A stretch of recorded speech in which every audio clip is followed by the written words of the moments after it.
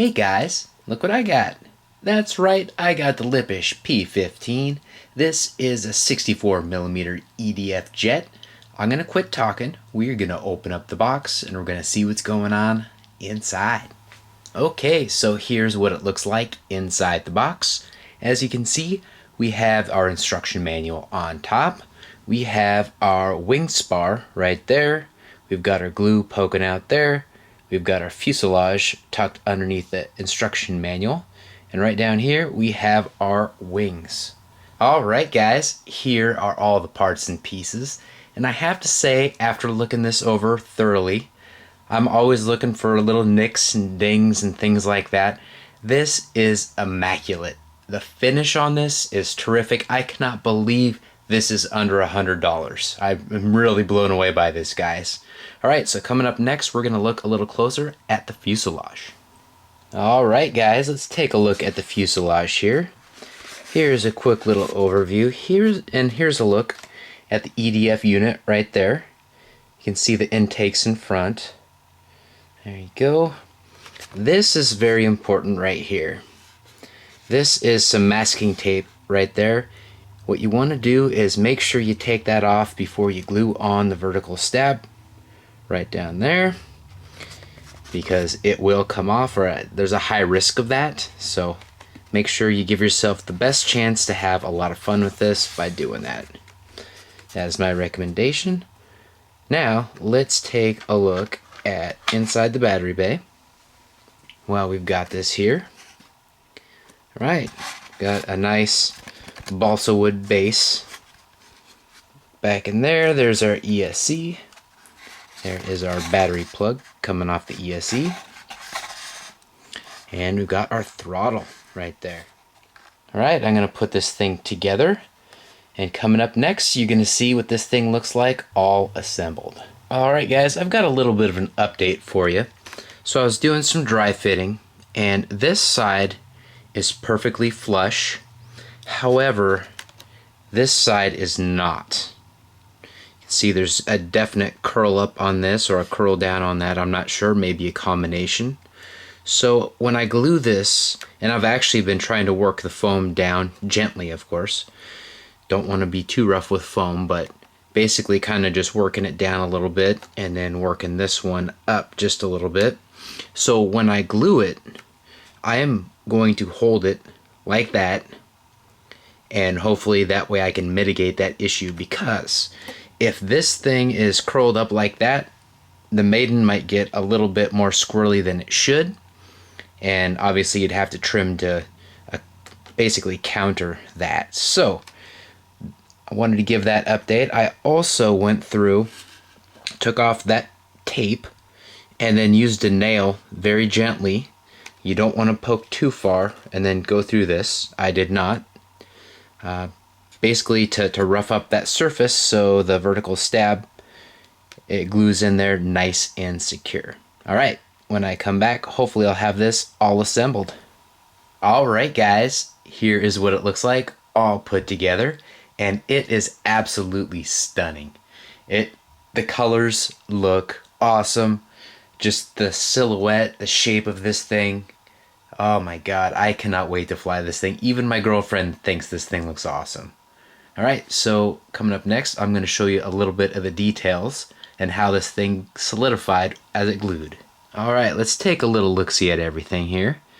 I let a little bit of the glue come up the top. Did not intend for that, but it happened. And I think that'll be okay. A little bit came up there too.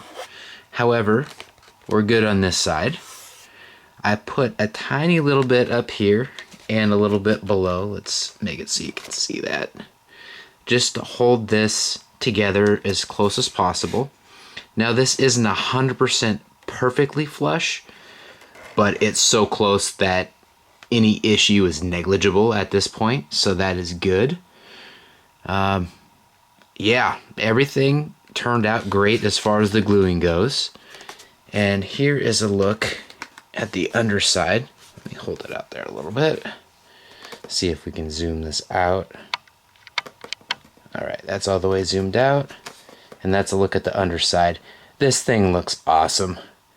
This will definitely help with being able to see it when we're out there flying, keep us from losing orientation, which is always a good thing. I do want to say that I am not going to use the pitot tube. I fly in pretty much grass field that the grass length varies significantly throughout the flying season, so I'm just not going to risk it. There's no point. This grip down here is awesome. I have not actually thrown the F-105 myself, at least partly due to the grip not being perfect. This, I am definitely gonna toss it and boss it, that's for darn sure. One other thing I want to point out is the servos. These servo covers are awesome, and they're gonna double as kind of a skid, so that is a good thing. Alright, coming up next, I am going to program everything.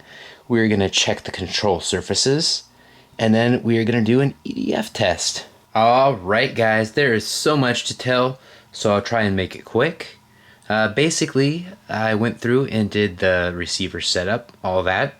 I gave the up 1.5 millimeter, or at least I did an estimate. Now, because this I had to bend it down, this part wanted to curl up a little bit, so matching up everything perfectly, I'm definitely going to have to trim this on the maiden flight, maybe even the second flight, to get it just nice and dialed in. But I've got it pretty darn close enough to fly. And let's move the control surfaces. Alright, there we go. Let's give it a quick little EDF test.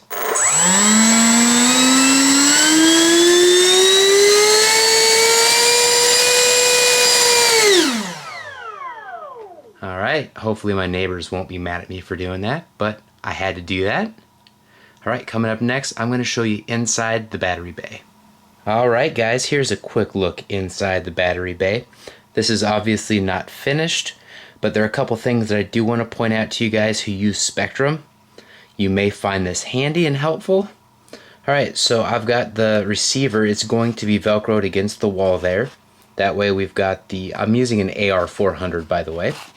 That way we've got this antenna sticking straight up, and then this one out, so that way we've got that L, which is very important for sound reception with Spectrum receivers. The other thing I wanted to say, I had a difficult time getting the control surfaces to move the direction I needed them to move. Right, so one of the things I had to do in my radio was utilize Elevon B. I couldn't get the reversing to work quite how it normally would with a regular airplane wing type. So I did that after doing a little research. I also had to switch around each aileron the way that they're inputted in here. So one has to go into the elevator and one has to go into the aileron. Even though they're both basically these ailerons right here are elevons. So you have to find the right combination to make the control surfaces work how they're supposed to. And you know, just stick with it guys, don't get frustrated. It took me a little bit of time to do that, so I wanted to point that out and let you know you're not alone. And if you've got any questions about that at all, send me a message on my Facebook page or just leave a comment below. Alright, I'm going to wrap this thing up with some final notes coming up next. Alright guys, I'm going to do a quick little wrap up here. There's one thing that I did not cover yet, and that is the stickers. The stickers come pre-applied and they're awesome. They're set on there perfectly, very symmetrically, all that stuff. The only thing that I do want to say is you probably want to run your finger over them. Make sure that they are all nice and flush, because mine were starting to come up a little bit, and it's the last thing you want to have happen is your sticker come off or partially come off or have any issues like that. So that's a quick little recommendation. I can't give this thing any real review notes other than to say that everything works. It looks stunning, and I did have that issue with that curling up that kind of threw the control surface measurements off a little bit, which will make the maiden flight interesting. And speaking of that, let's just wrap things up right now. Like, comment, and subscribe so you can check out that maiden flight footage in GB Linden